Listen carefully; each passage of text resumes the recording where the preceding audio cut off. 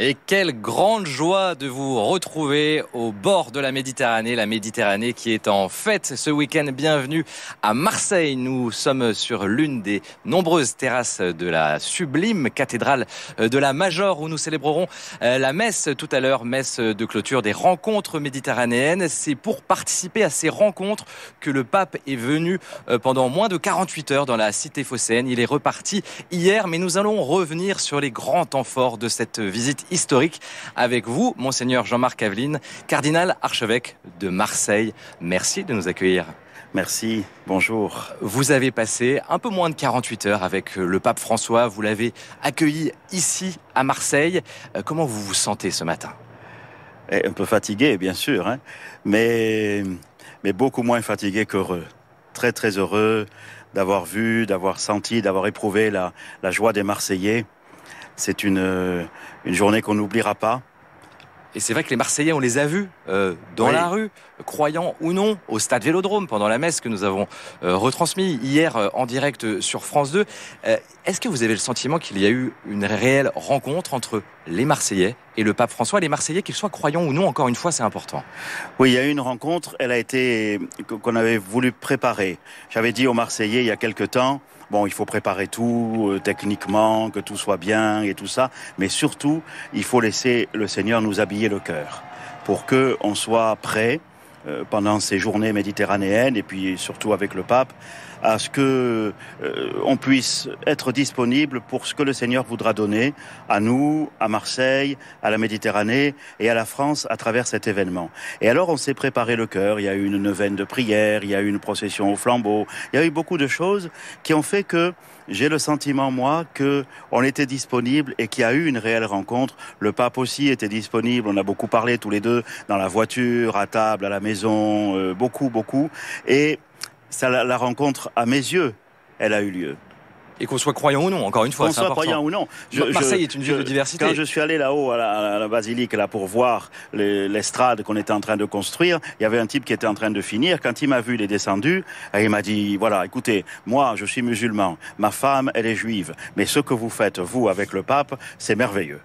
Alors ça, c'était une bonne façon de résumer l'âme de Marseille et la façon dont tout Marseille s'était préparé à cette rencontre. Et je suis heureux qu'elle ait eu lieu de cette façon-là. Et c'est sûrement aussi le message de la Méditerranée. En quelques secondes avant de voir le premier reportage, quel est le grand temps fort pour vous, le moment qui vous a le plus ému avec le pape François ? Il y en a, c'est presque tous, si vous voulez. La Bonne Mère avec les prêtres. Ensuite, la Bonne Mère. Oui, la Bonne Mère là-haut avec les prêtres et puis les diacres et tout ça, avec les consacrés du diocèse. Et puis après, avec toutes les responsables des religions à Marseille. Ça a beaucoup ému le pape. Et puis après, quand on était à Saint-Mauron, avec les gens, avec lesquels il a rencontrés, très, très, très simplement, ça c'était merveilleux.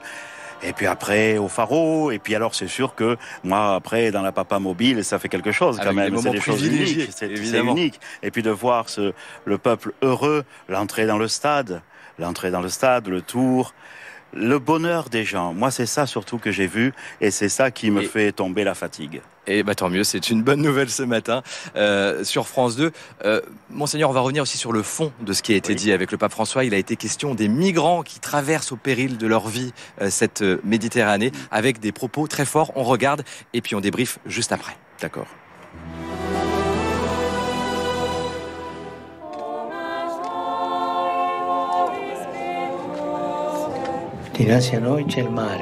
La mer se trouve devant nous.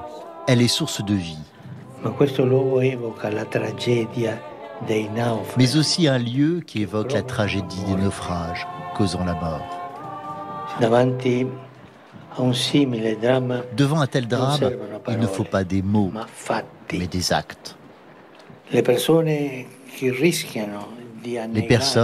qui risquent de se noyer lorsqu'elles sont abandonnées sur les flots doivent être secourues. C'est un devoir d'humanité, c'est un devoir de civilisation.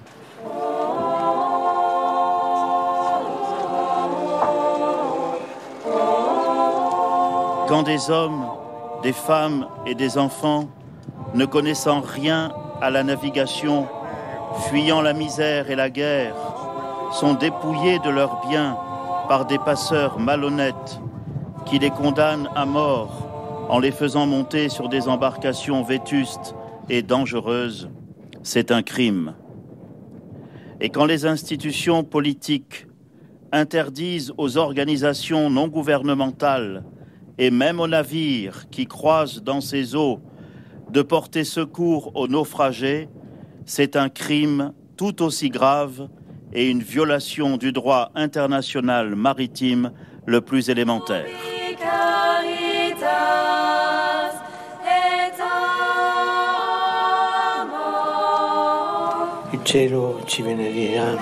Le ciel nous bénira. Si sur terre, comme sur mer, nous savons prendre soin des plus faibles, si nous savons surmonter la paralysie de la peur et le désintérêt qui condamne à mort avec des gants de velours. Et en cela, en tant que représentants des diverses religions, nous devons être exemplaires. Et voilà des propos très très forts pendant cette visite du pape à Marseille, de votre part notamment, mais également aussi de la part du pape François. Les personnes qui risquent de se noyer doivent être secourues. C'est un devoir d'humanité, c'est un devoir de civilisation. En quoi c'est un devoir, voire un choix de civilisation, de tendre la main aux migrants, pour vous et pour le pape? Là, il s'agit de tendre la main, c'est ce dont on parlait là, aux naufragés. C'est quelque chose élémentaire dans la navigation. Hein. Un bateau qui est au courant du naufrage d'un autre bateau doit détourner sa route pour venir en aide, pour éviter que des personnes se noient. Ça, c'est élémentaire, c'est depuis toujours, c'est inscrit dans le droit. Et là, on assiste à des personnes qu'on met volontairement, souvent volontairement, sur des bateaux dont on sait très bien qu'ils n'arriveront pas jusqu'au bout, qui n'ont pas la possibilité de résister au vent, à la tempête, à toutes sortes de choses. On met ces gens là-dessus, et en plus, on rend très difficile, voire impossible, à ceux qui voudraient leur porter secours de le faire. C'est un crime, dites-vous. Oui, quels qu'ils soient, ces personnes-là. Parce que ce qui est civilisationnel, en tout cas du point de vue de la foi chrétienne, ce qui est civilisationnel, c'est la dignité de toute personne humaine, quelle qu'elle soit. Voilà. Tout homme, toute femme, nous dit la Bible, a été créé à l'image et à la ressemblance de Dieu. Et les chrétiens ajoutent avec saint Paul, tout homme, toute femme est un frère, une sœur, pour qui le Christ est mort. Et quand on fait quand on fait le choix du frère et de la sœur, ça c'est un choix civilisationnel. Exactement. Après, le problème migratoire est un problème très vaste, très complexe, et le message que le pape a écrit pour cette journée mondiale du migrant et du réfugié déplace un peu aussi le curseur en montrant que l'un des problèmes, c'est les pays d'où viennent ces personnes-là. Car s'ils pouvaient vivre dignement et en paix chez eux, ils n'auraient pas besoin de prendre tous ces risques. On sent que l'Église est à contre-courant de ce qu'on peut constater dans nos sociétés européennes, un repli identitaire, ou en tout cas une tentation de ce repli identitaire. On a entendu des propos très forts ces jours-ci, notamment de votre part. Il y avait le président Macron ici, il y avait le ministre de l'Intérieur, il y avait le Premier ministre, la Première ministre. Est-ce que vous pensez que le message du pape peut être concrètement entendu par nos gouvernants, qui préparent d'ailleurs une loi sur l'immigration? Je l'espère. Ce message, il faut bien le resituer dans son entier. C'est-à-dire que le pape reconnaît bien que le problème migratoire est complexe, et simplement ce qu'il propose, c'est de contribuer à la lecture de ce phénomène qui est devant nous. C'est pas parce qu'on aura multiplié les barbelés et les murs et tout ce que vous voudrez, c'est pas pour ça que le problème disparaîtra. C'est l'avenir. Le problème est devant nous. C'est l'avenir. C'est l'avenir. Donc, il faut s'équiper pour bien le lire. Et c'est ce que le pape propose. Il propose, lui, à partir de sa foi, une clé de lecture qui se résume dans ce que je viens de dire, mais qui regarde l'ensemble des choses. Ensuite, pour que ce problème soit entendu, il faut aussi que nous entendions bien les peurs qui s'expriment. Parce que je comprends très bien, moi, que dans certains quartiers de Marseille, voir encore arriver des personnes en difficulté, c'est pas forcément toujours réjouissant. Et donc, il faut bien écouter où sont les peurs. Mais il y a des peurs qui sont, comme il a dit dans l'homélie, des peurs qui sont du blindage du cœur. Et simplement du souci de ma propre survie confortable. Là, non. Parce que, à cause de ce que je viens de dire, la dignité de toute personne humaine. Alors le pape ne dit pas j'ai la solution, demandez-la moi. Mais d'ouvrir les cœurs en tout cas. C'est d'ouvrir les cœurs. Voilà. D'ouvrir les cœurs. Et aujourd'hui, ça, c'est très important. Et aujourd'hui évidemment cette journée mondiale du migrant et du réfugié, nous porterons les migrants dans notre prière dans quelques minutes pendant la messe que nous célébrerons ici à la cathédrale de la Major avec les évêques et les jeunes de toute la Méditerranée qui ont participé aux rencontres méditerranéennes. Et c'est pour conclure d'ailleurs cette rencontre que le pape est venu à Marseille car il croit en une théologie de la Méditerranée. Regardez.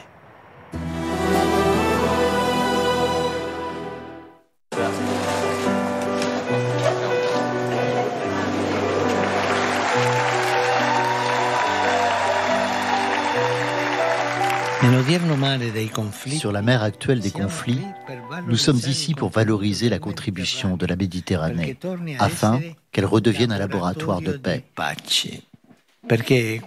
Car telle est sa vocation, être un lieu où des pays et des réalités différentes se rencontrent. J'étais venu avec des questions. Je ne savais pas si justement nos différences ne seraient pas plus fortes que ce qui nous rassemble. Et voilà, je suis passé des espoirs qui pouvaient être déçus à une véritable espérance. Je crois vraiment que l'identité méditerranéenne est une identité qui est justement pas meurtrière, qui est une identité qui n'est pas nationale parce qu'elle est transnationale, qui n'est pas religieuse parce que les trois religions y sont présentes, qui est tout en douceur, tout en finesse et qui peut être un espèce de petit lien. Que l'Église soit un port d'espérance pour les personnes découragées. Élargissez votre cœur, s'il vous plaît. Que l'Église soit un port de ravitaillement où les personnes se sentent encouragées à prendre le large dans la vie avec la force incomparable de la joie du Christ. Le pape François a insisté sur l'espérance chrétienne qui soit la motivation pour notre action et aimer Dieu et aimer le prochain, ça va ensemble. Que les universités méditerranéennes soient des laboratoires de rêves et des chantiers d'avenir, où les jeunes grandissent en se rencontrant, en se connaissant et en découvrant des cultures et des contextes à la fois proches et différents. Je me sens appelée à m'engager pour cette fois-ci ma région. Ils ont demandé aux jeunes de prendre le devant et d'agir, et donc c'est ce que je vais faire après cette conférence. Et voilà encore de très beaux propos, très émouvants. Quelle belle visite du pape à Marseille. Pour reprendre ces mots, en quoi la Méditerranée peut-elle être un laboratoire de paix? Ou est-elle même un laboratoire de paix? La Méditerranée, c'est un ensemble de peuples très différents, mais qui sont reliés par une mer qui fait l'unité. La mer, la voilà, on la voit ce matin, on a de la chance. On la voit, elle est belle en plus. Mais c'est pas parce qu'on est relié par la mer que c'est facile d'être en paix. Mais cependant, comme l'a dit tout à l'heure Jean-Paul Vesco, la Méditerranée... En archevêque d'Alger, oui, de l'autre côté. Hein. La Méditerranée, voilà, elle est plurielle. Et ici, en Méditerranée, et moi je l'exprime, je l'éprouve surtout à Marseille, ici à cause des couches d'immigration, c'est-à-dire des couches de passage du nord au sud, du sud au nord, de l'est à l'ouest, de l'ouest à l'est, on sait bien que dans toute personne, bien sûr elle est à un moment donné de tel pays, de telle ville, ici on est marseillais, mais si on gratte, la grand-mère est italienne, l'arrière-grand-père est arménien, le cousin est je ne sais quoi, libanais, etc. Moi-même. Donc ça veut dire qu'ici on sait, et c'est une force de la Méditerranée, que dans toute identité, il y a une part d'altérité. Et ce sont les identités qui ne reconnaissent pas cette part d'altérité qui sont menacées de devenir des identités meurtrières. C'est la force de la Méditerranée. Aujourd'hui, économiquement, c'est très difficile, politiquement aussi, mais à cause de ça, je persiste à croire que la Méditerranée, même si aujourd'hui c'est tout petit sur la carte de la mondialisation, elle a une vocation mondiale. Et ben c'est aussi ce qu'est venu dire le pape ces jours-ci. Merci Monseigneur Aveline. Vous restez avec nous puisqu'on va vous retrouver évidemment pendant la messe que nous célébrons ici en direct donc de la cathédrale de la Major à Marseille au lendemain de la visite historique du pape François dans la cité phocéenne. Messe de clôture des rencontres méditerranéennes en ce dimanche des migrants et du réfugié. C'est important.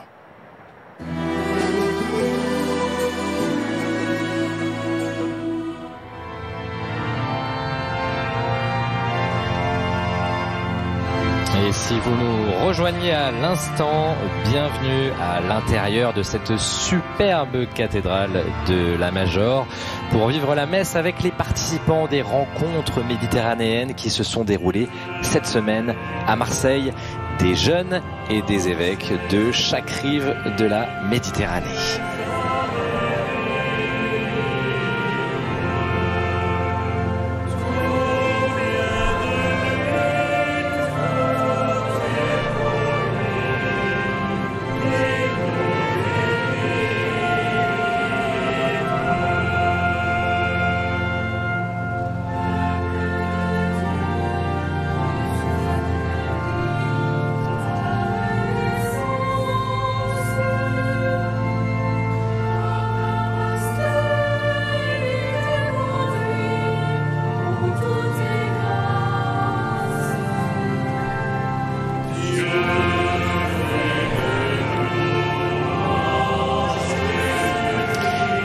Cette messe est présidée par le cardinal canadien Michael Czerny, préfet du Dicaster pour le développement humain intégral.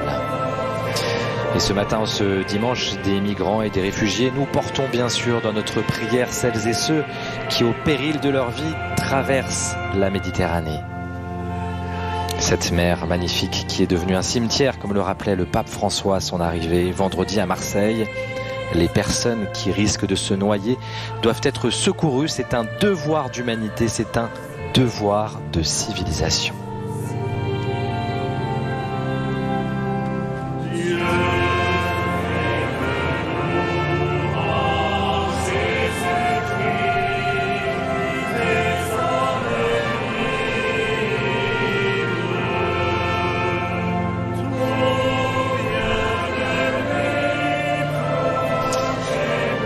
Nous saluons Monsieur le maire de Marseille, Benoît Payan, présent ce matin pendant cette messe, présent tout au long de ces 48 heures avec le pape François. Nous le remercions pour cette présence ce matin.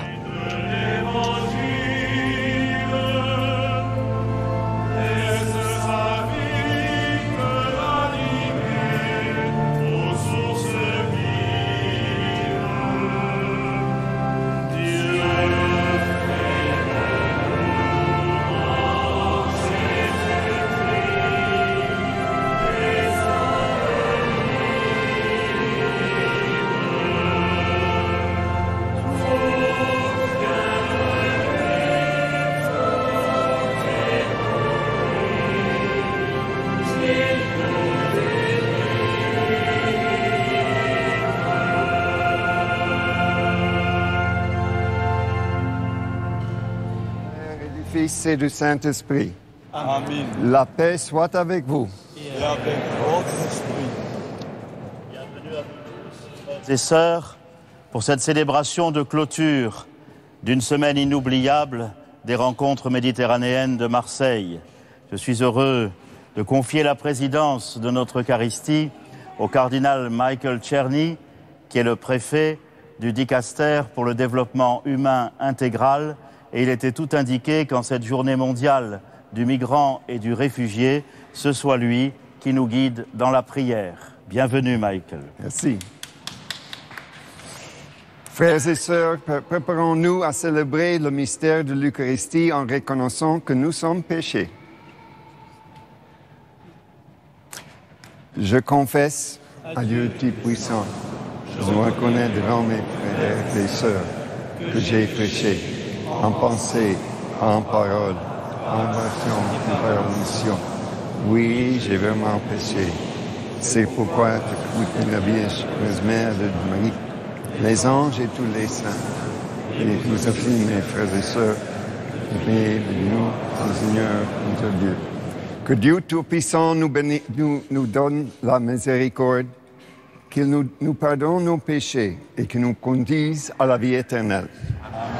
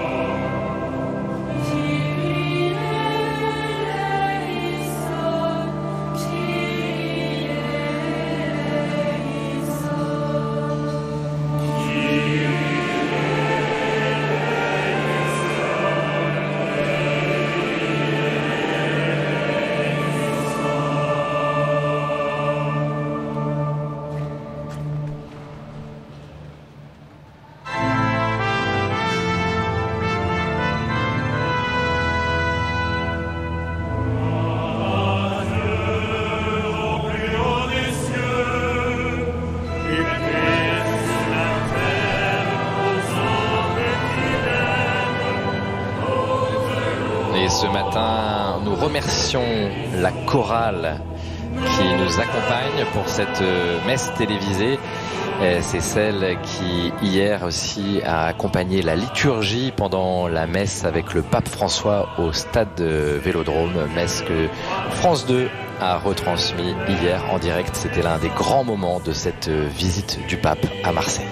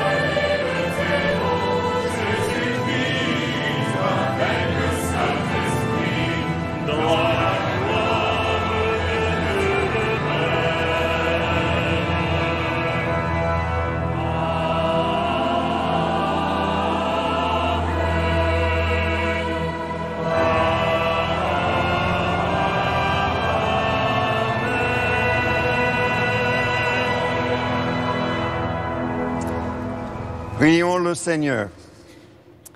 Seigneur, personne n'est pour toi un étranger et nul c'est si loin pour que tu ne puisses le secourir. Regarde en ta bonté les réfugiés, les exiliés, ceux que le monde rejette, et les enfants séparés de leur famille. Accorde-leur de retrouver une patrie et donne-nous envers le pauvre, l'étranger, la sollicitude que tu leur portes.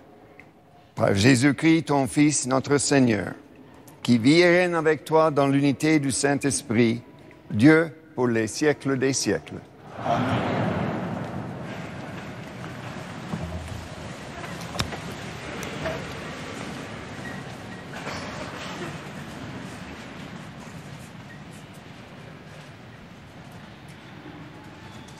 Lecture du livre du prophète Isaïe.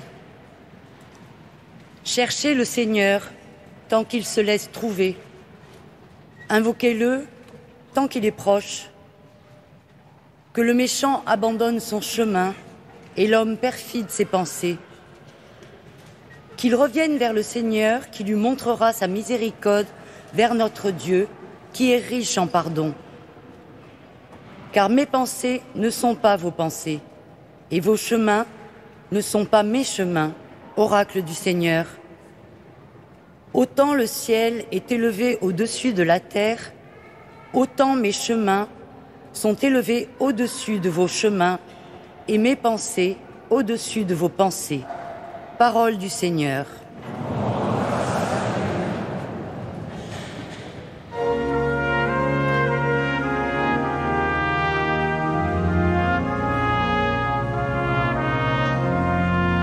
La première lecture a été lue par Anne Giraud, engagée auprès des migrants depuis longue date dans le diocèse de Marseille.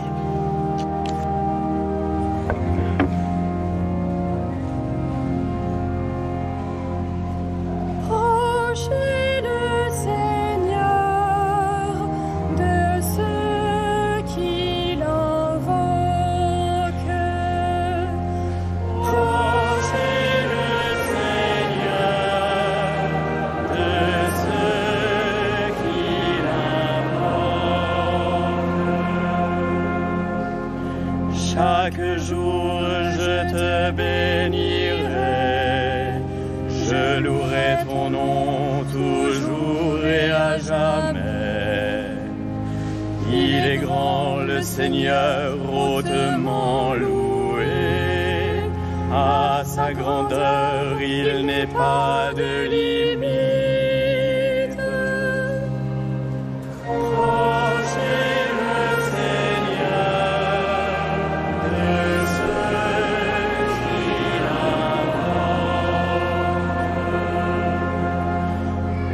Seigneur est tendresse et pitié, lent à la colère et plein d'amour. La bonté du Seigneur est pour tous, sa tendresse pour toutes ses œuvres. Prochez le Seigneur de ceux qui l'invoquent.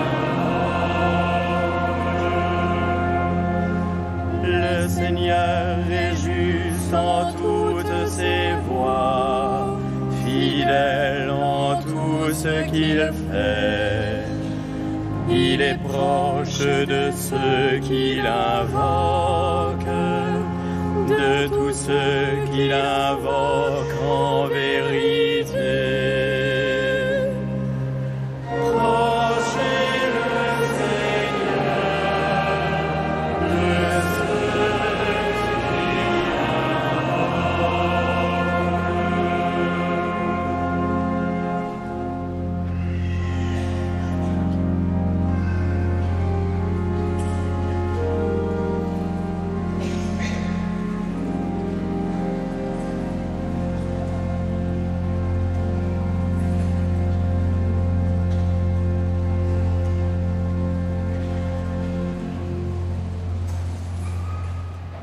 Lecture de la lettre de Saint Paul apôtre aux Philippiens.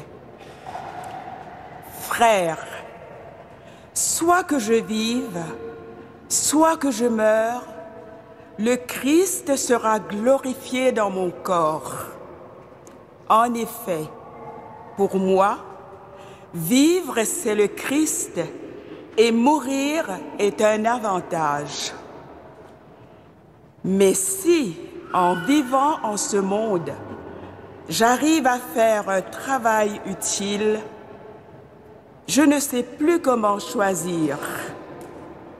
Je me sens entre les deux.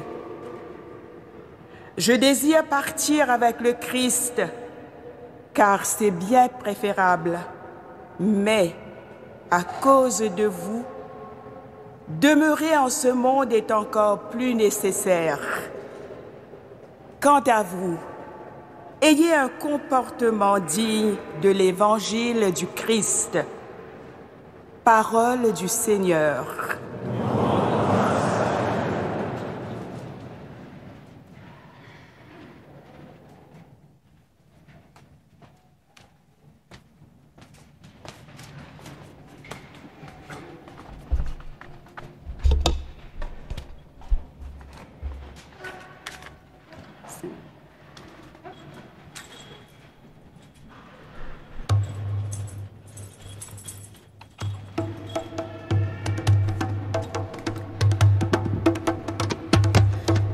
Alléluia, alléluia, alléluia, alléluia, alléluia, alléluia.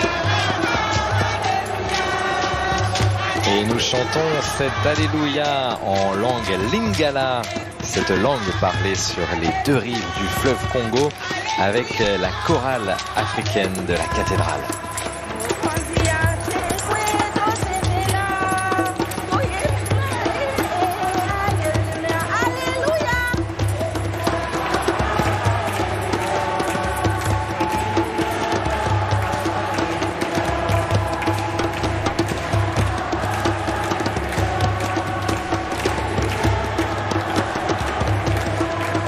Marie Madeleine Akedenki, Botalali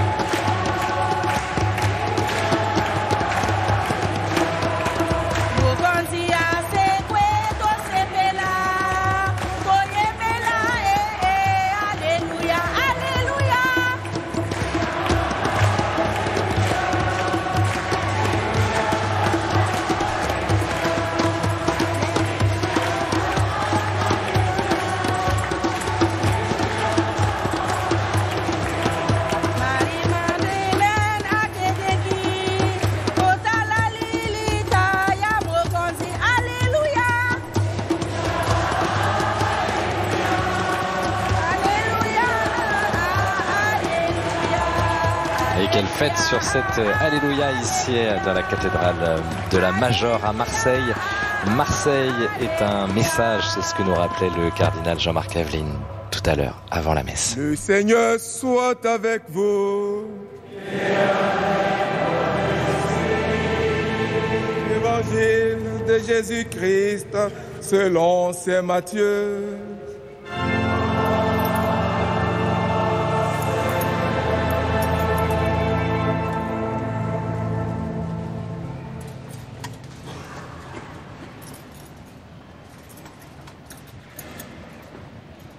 En ce temps-là, Jésus disait cette parabole à ses disciples.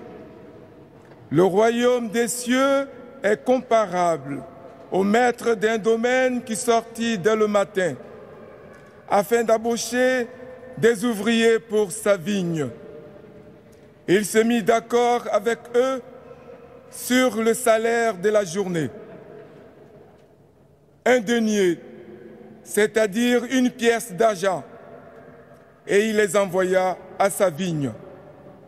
Sorti vers 9 heures, il en vit d'autres qui étaient là, sur la place sans rien faire.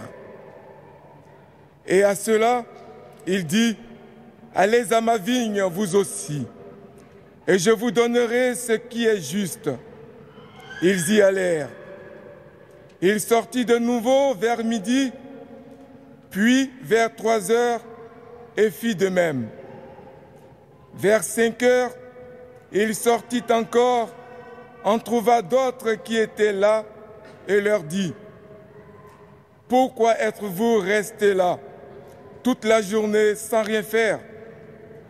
Ils lui répondirent, « Parce que personne ne nous a embauchés. » Il leur dit, « Allez à ma vigne, vous aussi. » Le soir venu, le maître de la vigne dit à son intendant, « Appelle les ouvriers et distribue le salaire, en commençant par les derniers, pour finir par les premiers. » Ceux qui avaient commencé à 5 heures s'avancèrent et reçurent chacun une pièce d'un denier.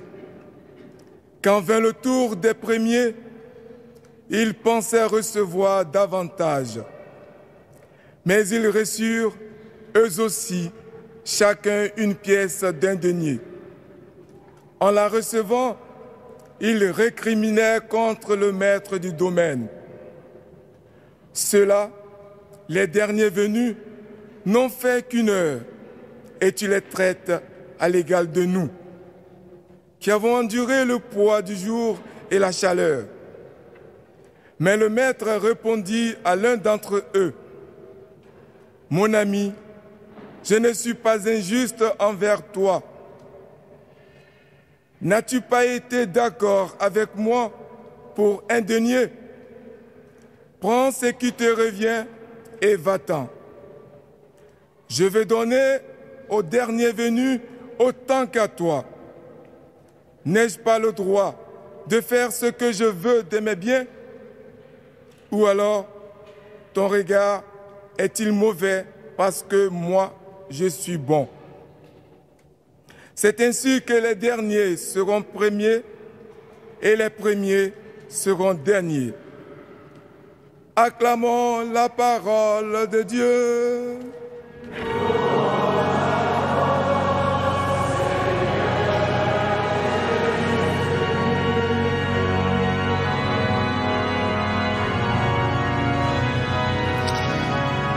Le cardinal Michael Czerny, le préfet du Dicaster pour le service du développement humain intégral, va maintenant prononcer l'homélie.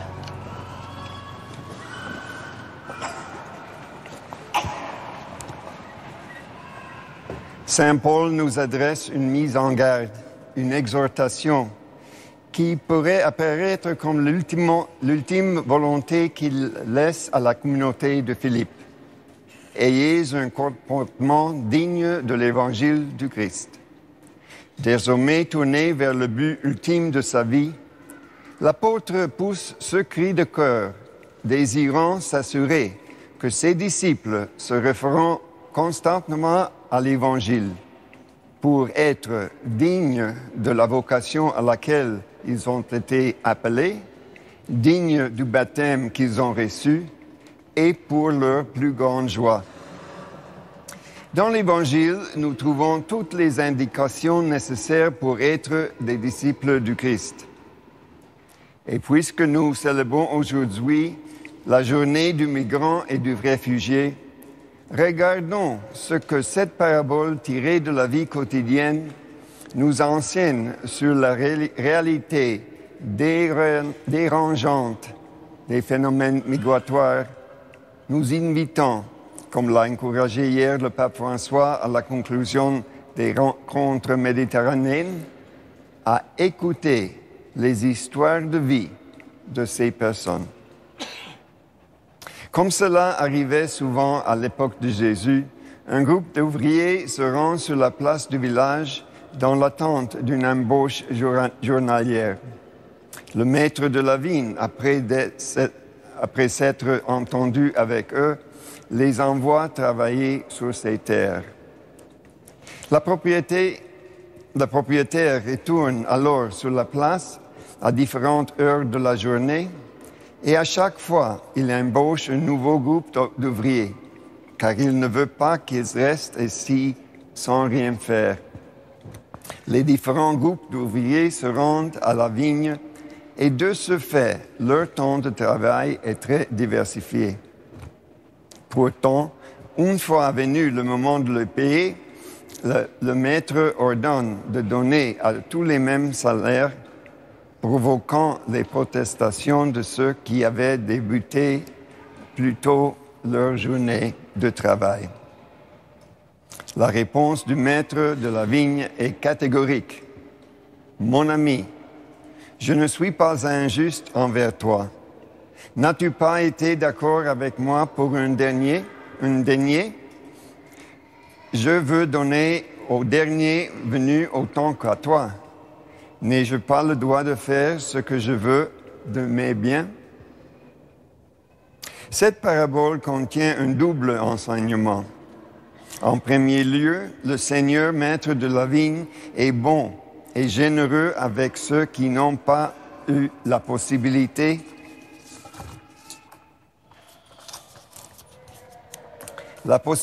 de commencer à travailler plus tôt. Comme nous l'avons récité dans le psaume, le Seigneur est juste en toutes ses voies, il est bon en toutes ses œuvres. En second lieu, Jésus introduit une nouvelle logique qui perturbe et qui allie justice et solidarité, invertissant l'ordre des priorités reconnues au niveau social. Il s'agit d'une logique qui va bien au-delà de notre façon de comprendre les relations humaines. Pour les travailleurs d'aujourd'hui, souvent le voyage vers la vigne n'est pas aussi simple que pour ceux de la parabole. Les soi-disant voyages de l'espérance présentent des difficultés de tout genre, pièges, exploitation, abus, violence. Et certains y perdent même la vie. Mais même au milieu du désert ou au milieu des vagues menaçantes, l'importance de l'objectif donne la force de poursuivre l'espérance, pouvoir garantir une vie digne pour eux-mêmes et pour leur famille. Dans le contexte migratoire actuel, mettre les derniers à la première place signifie assumer plusieurs engagements personnels et collectifs extrêmement urgents. Nous devons avant tout nous engager pour assurer que le chemin vers la vigne soit ordonné et sûr, en garantissant à tous le respect de leurs droits et de leur dignité. Voilà pourquoi il doit y avoir des portes auxquelles on puisse frapper, en élargissant les canaux migratoires réguliers et en permettant à tous de devenir citoyens de plein droit. Cela remplacera les routes coûteuses et dangereuses qui apparaissent aujourd'hui à la plupart comme l'unique alternative. En outre, cela favoriserait une plus grande circularité des flux migratoires au bénéfice de tous. En effet, comme le rappelait hier le pape François, le phénomène migratoire n'est pas tant une urgence momentanée, toujours bonne à susciter une propagande alarmiste, mais un fait de notre temps, un processus qui doit être gouverné avec une sage clairvoyance. Nous devons apprendre de la parabole évangélique à harmoniser la justice avec la solidarité, en nous référant à l'esprit de partage fraternel qui dépasse toute frontière. Ce partage requiert un sacrifice, car nous devons nous priver de quelque chose afin que tous aient quelque chose, avec la certitude que le Seigneur ne nous fera jamais manquer de ce dont nous avons vraiment besoin. Le message du Saint-Père pour cette journée du migrant et du réfugié est consacré à la liberté de choisir entre migrer et rester. Partant de la triste constatation que cette liberté n'est souvent pas garantie, le pape François met en évidence l'urgence d'un engagement commun afin que soit assurée à tous une vigne dans laquelle ils puissent travailler dignement sur leur terre d'origine sans être contraints d'émigrer. Les migrations, destinées à perdurer dans le temps, contribuent à la construction de nombreuses vignes multiculturelles, dissociées multicolores, où la diversité devient une occasion d'enrichissement pour tous. Malheureusement, les préjugés et les peurs ne permettent pas de saisir cette opportunité, engendrant marginalisation et exclusion. Il faut répondre à la culture du rejet par la culture de la rencontre, source de la joie, surtout ici, à Marseille, déclaré hier capitale de la rencontre. Face à tous ces défis, les communautés chrétiennes sont appelées à donner le bon exemple par cette façon de vivre scandaleusement évangélique, encourageait hier le Saint-Père. Alors, oui, répondons à l'appel lancé par Saint Paul. Ayons donc un comportement digne de l'Évangile du Christ.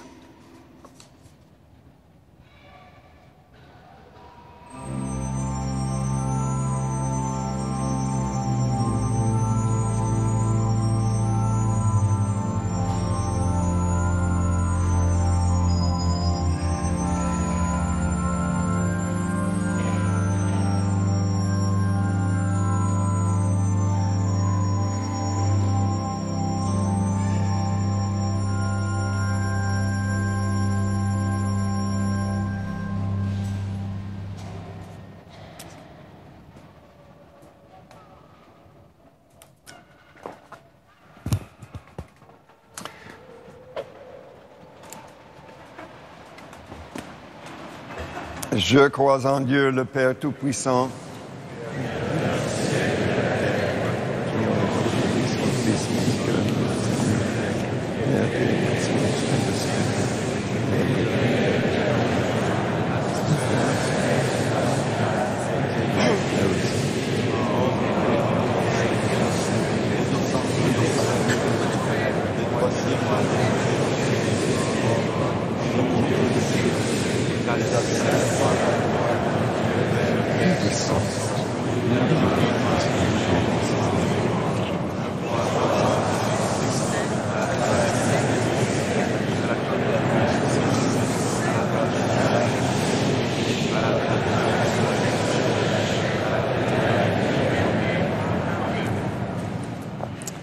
Dans une prière unanime, faisons monter vers le Seigneur notre supplication pour tous les hommes, afin que tous puissent mener une vie calme et paisible et parvenir ensemble au bonheur éternel. Seigneur, nous te confions le pape François, venu célébrer l'Eucharistie avec nous hier. Soutiens-le dans sa mission de pasteur universel. Nous te confions ton Église qui traverse des moments difficiles. Que ton esprit accompagne chacun de ses membres dans la construction d'une Église synodale au service du monde. Seigneur, nous te prions.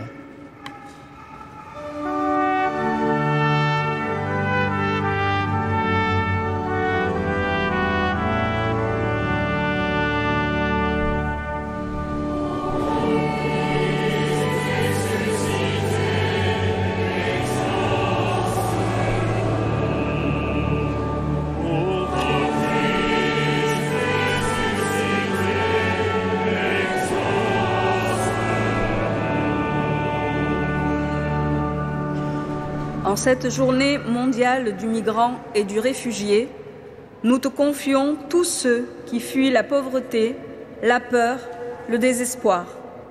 Qu'avec l'aide de ton esprit, elles rencontrent sur leur route des personnes accueillantes et bienveillantes.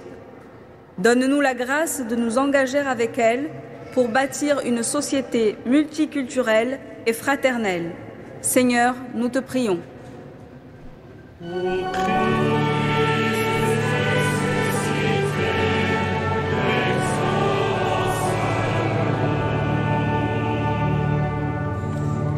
Seigneur, nous te confions tous ceux qui connaissent des épreuves de toutes formes et qui voient leur avenir avec inquiétude. Donne-leur la force de garder l'espérance. Donne-leur le courage pour se relever et retrouver goût à la vie. Seigneur, nous te prions.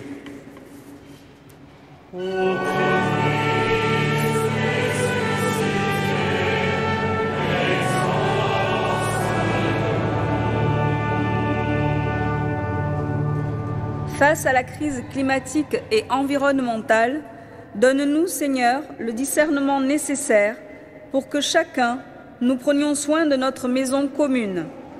Convertis-nous au sens du bien commun afin de bâtir un monde plus fraternel et juste. Seigneur, nous te prions.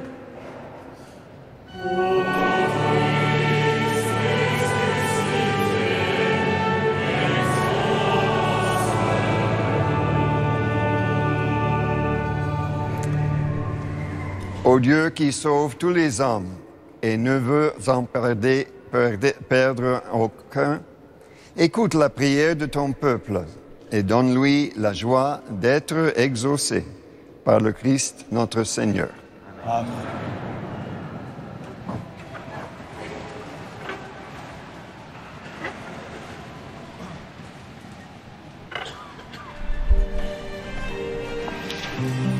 En ce dimanche du migrant et du réfugié, je vous rappelle que ici, à la cathédrale de la Major, nous vivons la messe de clôture des rencontres méditerranéennes, rencontres auxquelles le pape François a participé hier. Et ici à Marseille, mosaïque culturelle.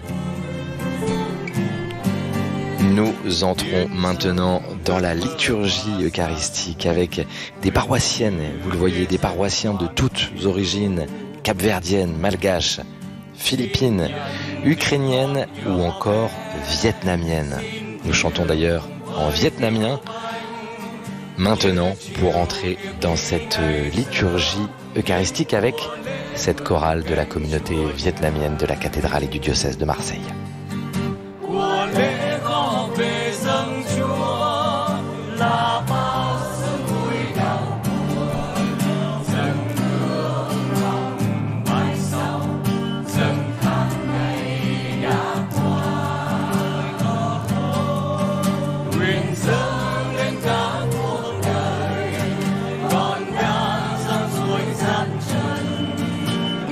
Chúa thương nhân lễ con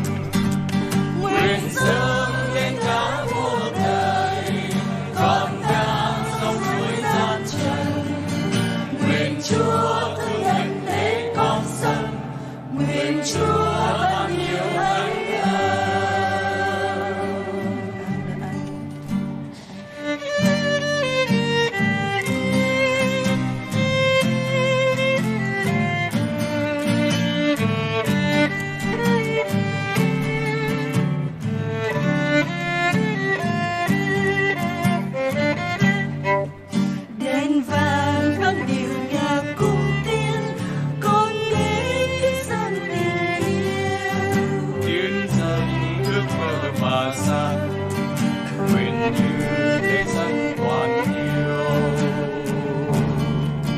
Xin nhận vì con nhỏ bé, xin hiệp với diệu bánh như chiều tiệc ly ngày xưa, đến mùa lễ mừng thánh Chúa Trời. Của lễ góp về dân Chúa là bao sự vui đau buồn, dần hương mong mai sau, dần tháng ngày đã qua. Nguyện sớm lên cả cuộc đời, con đang dòng suối gian trần. Nguyện Chúa thương nhận lấy con dân, nguyện Chúa ban yêu hạnh nhân.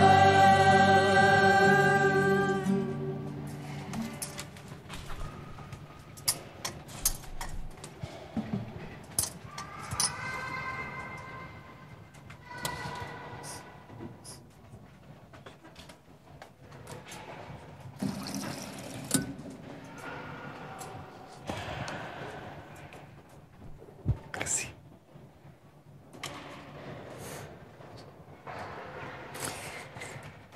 Priez, frères et sœurs, que notre sacrifice soit agréable à Dieu le Père Tout-Puissant.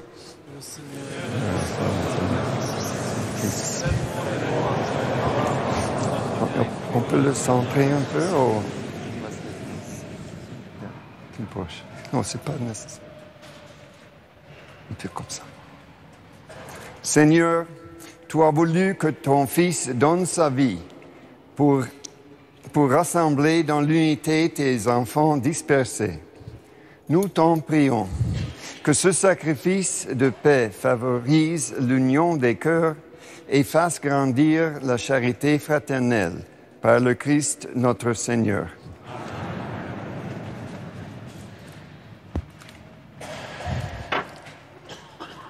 Le Seigneur soit avec vous. Élevons notre cœur.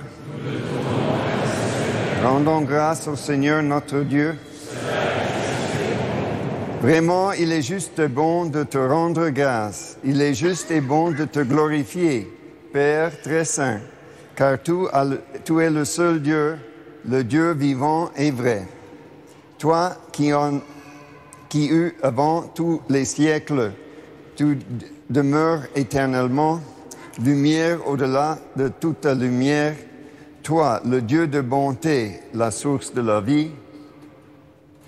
Tu as fait le monde pour que toute créature soit comblée de tes bénédictions et que beaucoup se réjouissent de l'éclat de la lumière. Ainsi, la foule innombrable des anges qui te servent jour et nuit se tiennent devant toi et, contemplant la splendeur de ta face, n'interrompent jamais leur louange. Unis à leur hymne d'allégresse avec la création tout entière, nous t'acclamons par nos voix, cher Dieu, nous te chantions.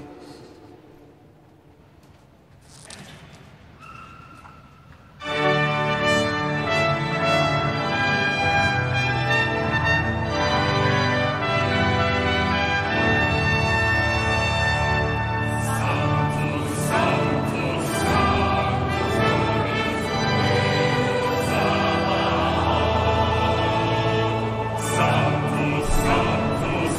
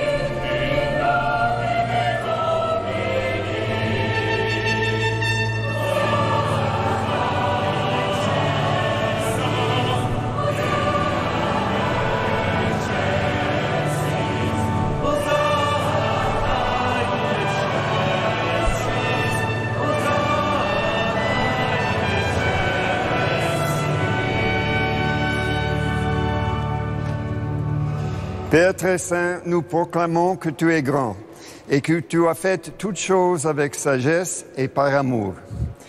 Tu as créé l'homme à ton image et tu lui as confié l'univers, afin qu'en te servant, toi seul, son créateur, il règne sur la création. Comme il avait perdu ton amitié par sa désobéissance, tu ne l'as pas abandonné au pouvoir de la mort.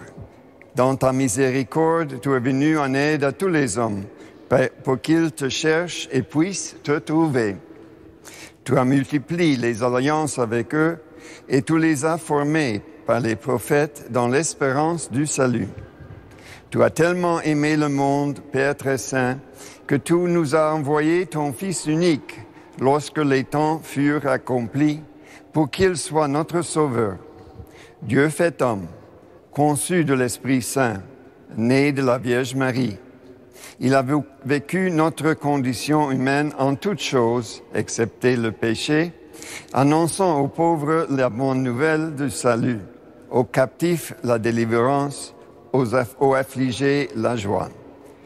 Pour accomplir le dessein de ton amour, il s'est livré lui-même à la mort, et par sa résurrection, il a détruit la mort et renouvelé la vie.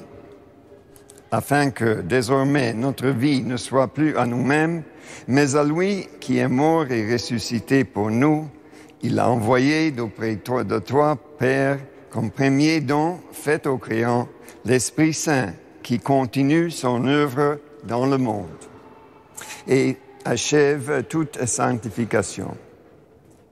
Que ce même Esprit Saint, nous t'en prions, Seigneur, sanctifie ces offrandes, deviennent ainsi le corps et le sang de notre Seigneur Jésus-Christ dans la célébration de ce grand mystère que lui-même nous a laissé en signe de l'alliance éternelle. Quand l'heure fut venue où tu allais la glorifier, Père très saint, comme il avait aimé les siens qui étaient dans le monde, il les aima jusqu'au bout. Pendant le repas qu'il partageait avec eux, il prit le pain, dit la bénédiction, le rompit et le donna à ses disciples en disant, « Prenez et mangez-en tous, ceci est mon corps livré pour vous. »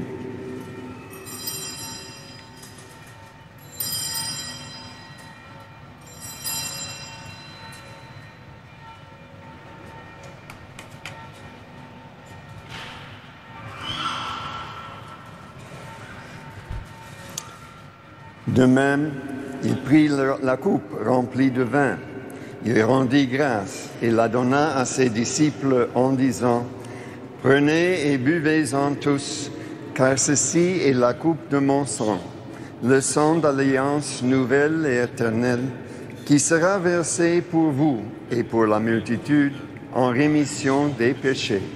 Vous ferez cela en mémoire de moi. »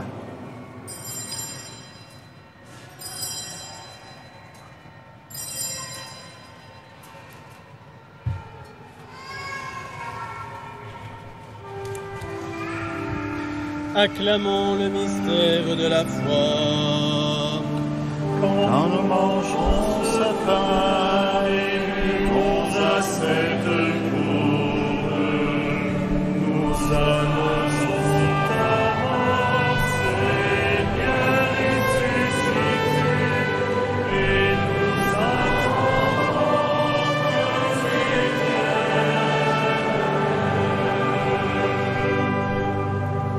Voilà pourquoi, Seigneur, nous célébrons aujourd'hui le mémorial de notre rédemption, en rappelant la mort du Christ et sa descente au séjour des morts, en proclamant sa résurrection et son ascension à ta droite, en attendant sa venue dans la gloire. Nous t'offrons son corps et son sang, le sacrifice qui est digne de toi et qui sauve le monde entier.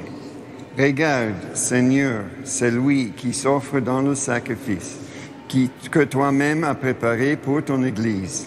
Et dans ta bonté, accorde à tous ceux qui vont partager ce pain et boire à cette coupe, d'être rassemblés par l'Esprit Saint en un seul corps, pour qu'ils deviennent eux-mêmes dans le Christ une vivante offrande à la louange de ta gloire.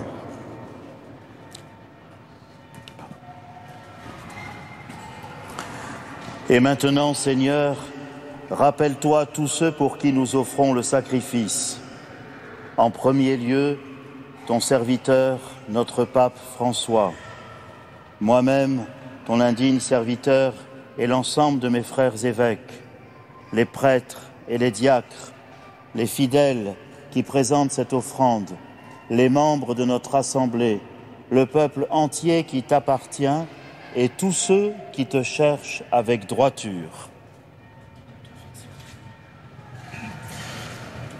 Souviens-toi aussi de ceux qui sont morts dans la paix du Christ et de tous les défunts dont toi seul connais la foi.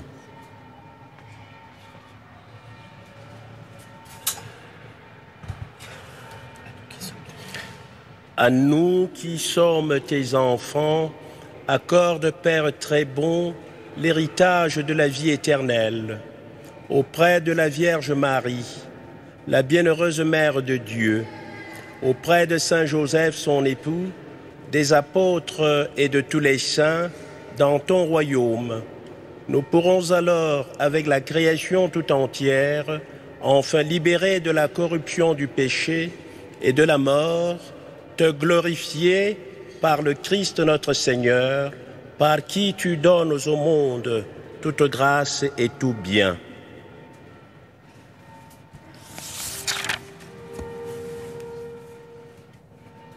Par lui, avec lui et en lui, à toi, le Père Tout-Puissant, dans l'unité du Saint-Esprit, tout honneur et toute gloire, pour les siècles des siècles.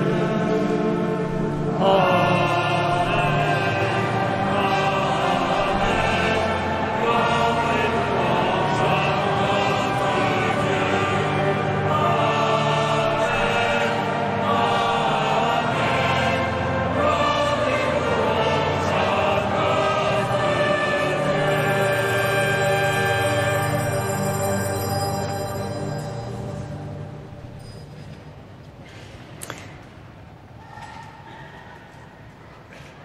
Avant de dire tous ensemble notre Père, il va être chanté en arabe.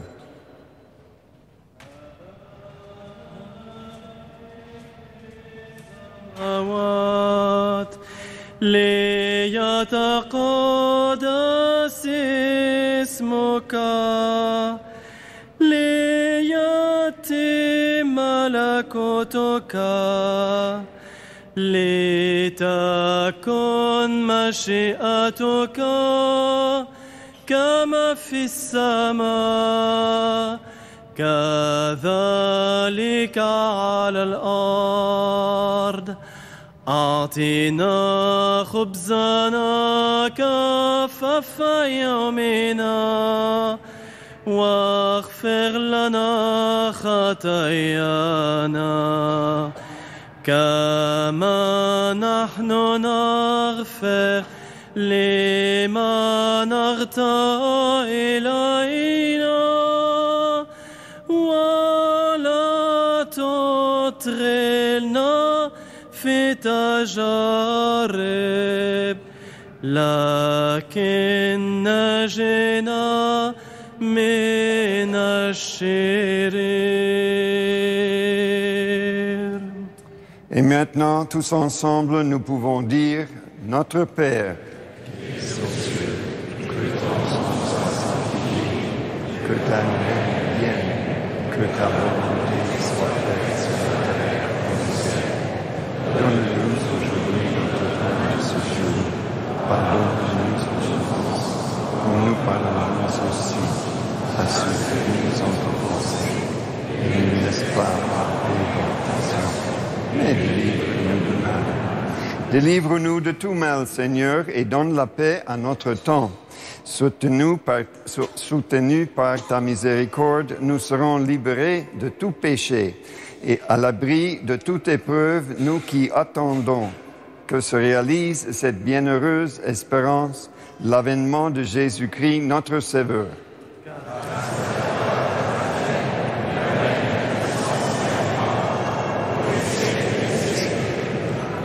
Seigneur Jésus-Christ, tu as dit à tes apôtres, « Je vous laisse la paix, je vous donne ma paix. » Ne regarde pas nos péchés, mais la foi de ton Église. Pour que ta volonté s'accomplisse, donne-lui toujours cette paix et conduis-la vers l'unité parfaite, toi qui vis et règnes pour les siècles des siècles.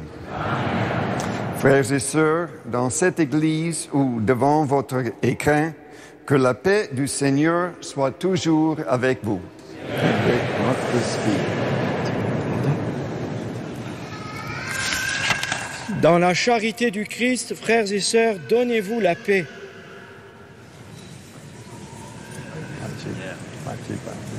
Or, que l'Église soit un port d'espérance pour les personnes découragées.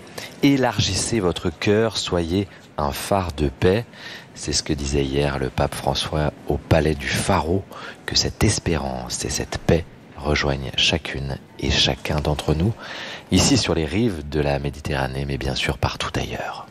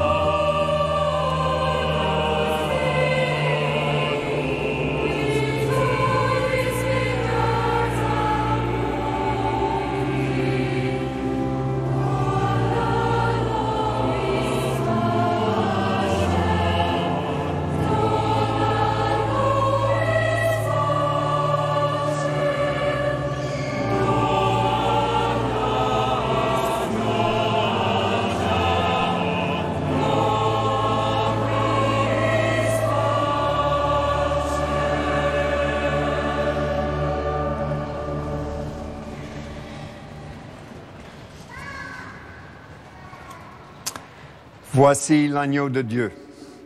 Voici celui qui enlève le péché du monde.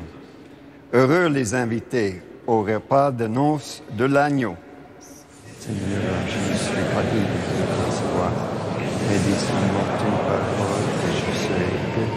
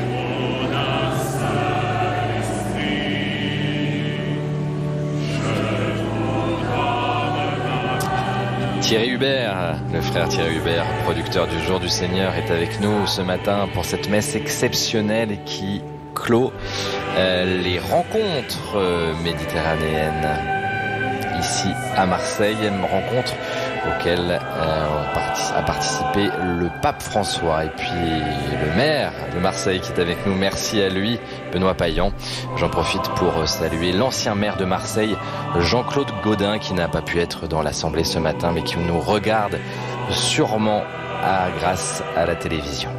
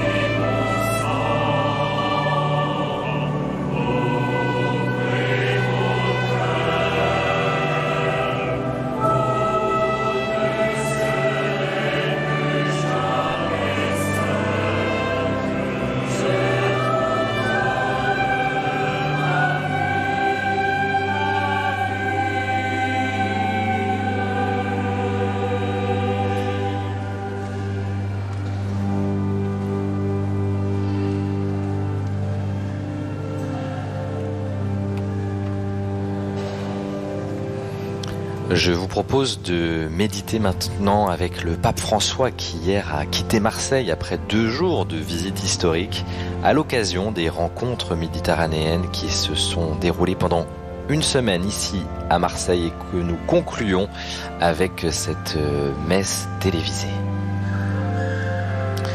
Dieu est relation et souvent il nous rend visite à travers des rencontres humaines.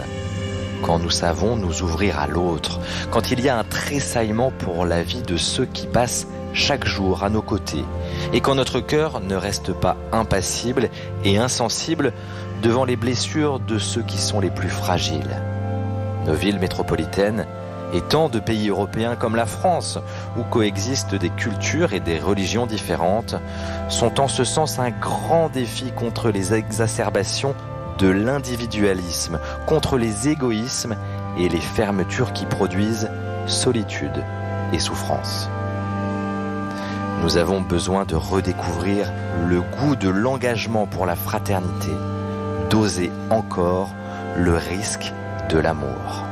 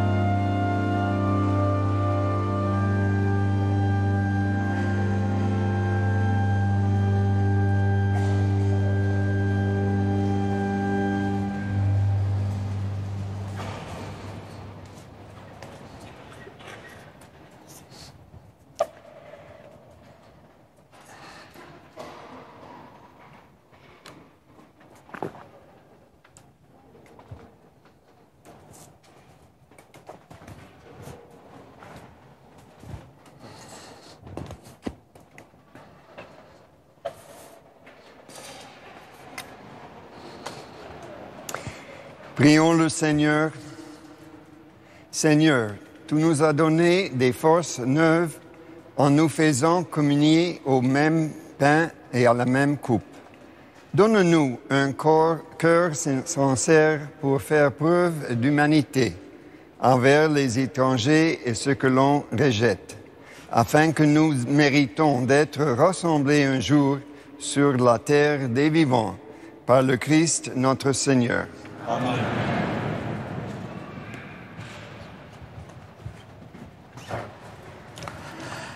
Chers amis, il y a beaucoup de merci à dire. Je vais juste en dire quelques-uns. D'abord, je voudrais remercier les jeunes de la Méditerranée qui ont été ici tout au long de la semaine et aussi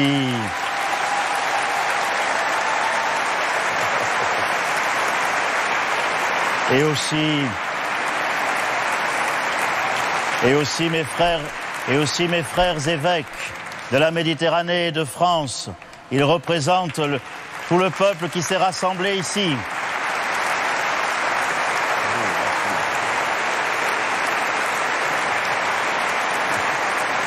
Aujourd'hui, celui qui a présidé l'Eucharistie, vous avez reconnu, il n'avait pas trop un accent méditerranéen. Hein. C'est parce qu'il est tchèque, mais qu'il a beaucoup vécu aux États-Unis. Merci, Michael.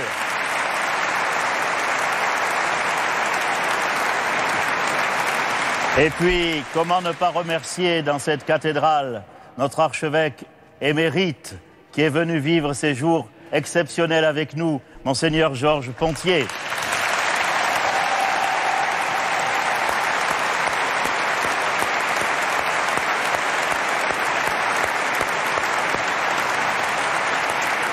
Mon deuxième merci, il va à tous les bénévoles, à tous ceux qui ont travaillé énormément pendant toute la semaine et qui, à cause de ça, pour certains, n'ont même pas pu être au stade.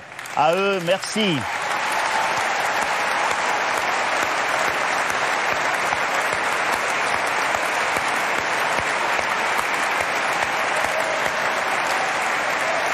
Mon troisième merci, il va à toutes les personnes qui sans doute nous regardent, mais je sais que depuis des mois, soit à la maison pour les personnes âgées et malades, soit dans les hôpitaux, soit dans les monastères, beaucoup ont porté dans la prière ces rencontres méditerranéennes. Elles n'auraient pas été ce qu'elles furent sans leur engagement priant. Merci.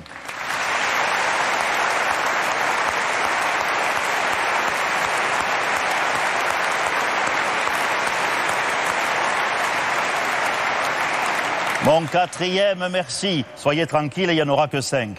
Mon quatrième merci, il va, mais on lui a déjà dit hier, il va à la bonté, à la présence, à la paternité, à la liberté, à l'audace, au courage de notre cher pape François.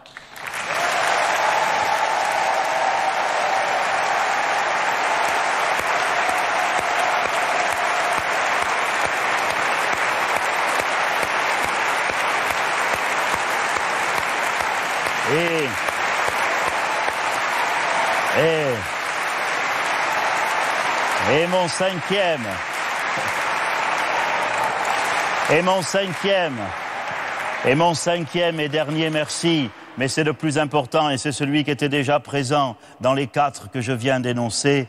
C'est un merci à Dieu parce que depuis longtemps, nous lui demandons, nous ici à Marseille, dans notre prière, de nous habiller le cœur pour que, quand sont venus les jours que nous venons de vivre, nous soyons disponibles à tout ce qu'il voulait donner, à nous, à Marseille, à la Méditerranée, à la France. Et le Seigneur a tellement bien fait les choses. Nous pouvons le remercier parce que hier soir, la bonne mère avait la larme à l'œil. Mais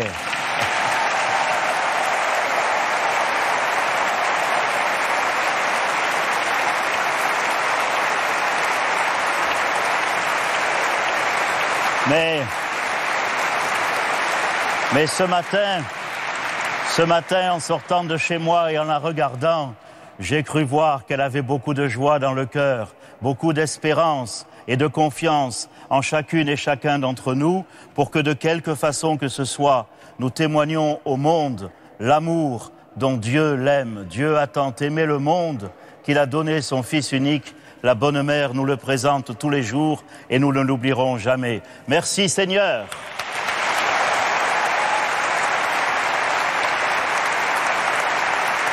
Et merci à vous, Jean-Marc Aveline, pour cet accueil formidable ce matin, pour cette messe exceptionnelle au lendemain d'une visite historique, celle du pape Benoît XVI à l'occasion des rencontres méditerranéennes. Le Seigneur soit avec vous. Que Dieu Tout-Puissant vous bénisse, le Père, le Fils et le Saint-Esprit. Allez dans la paix du Christ. Nous rendons grâce à